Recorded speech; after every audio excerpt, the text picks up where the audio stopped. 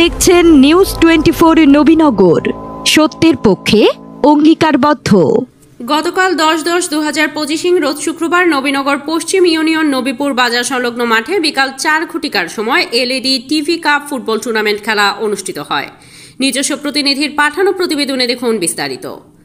ব্রাহ্মণবাড়িয়া নবীনগরে LED TV cup football টুর্নামেন্টে 16টি দল অংশগ্রহণ করবে। উদ্বোধনী খেলায় প্রধান অতিথি হিসেবে উপস্থিত ছিলেন নবীনগর পশ্চিম ইউনিয়নের চেয়ারম্যান জনাব নূর আজম। উদ্বোধক হিসেবে উপস্থিত ছিলেন ব্রাহ্মণবাড়িয়া জেলা ছাত্র দলের সাবেক সহসভাপতি মোহাম্মদ ইকবাল হোসেন রাজু। উদ্বোধনী খেলায় অংশগ্রহণ করেন নবীপুর বয়েজ ক্লাব ও ফতেপুর টাইগার ক্লাব। চেয়ারম্যান নূর আজম বলেন, মাদকের ছোবল থেকে বাঁচতে যুব সমাজকে মাদক ছেড়ে খেলাধুলায় নিয়োজিত থাকার উদার আহ্বান জানান। ভবিষ্যতে আপনাদের পাশে থেকে সকল ধরনের সহযোগিতা করে যাব ইনশাল্লাহ। আর উদ্বোধক মোহাম্মদ ইকবাল হোসেন রাজু বলেন, মাদককে না বলুন, খেলাধুলাকে হ্যাঁ বলুন। মাদক ছেড়ে ও খেলাধুলায় বর্তমান যুব সমাজকে মনোনিবেশ করার আহ্বান জানান। পাশাপাশি বিত্তশালী ব্যক্তিরা এবং রাজনীতির নেতৃবৃন্দ এলাকার উন্নয়নমূলক কাজে অংশগ্রহণ করার উদাত্ত আহ্বান জানান।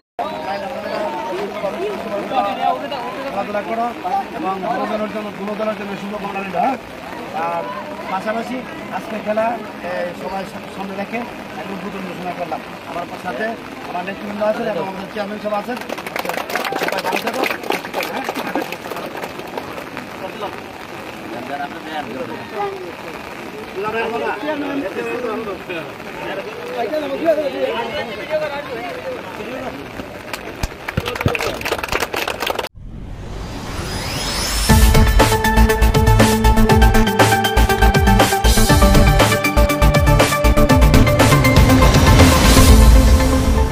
আপনারা দেখছেন নিউজ 24 নবীনগর, সত্যের পক্ষে অঙ্গীকারবদ্ধ।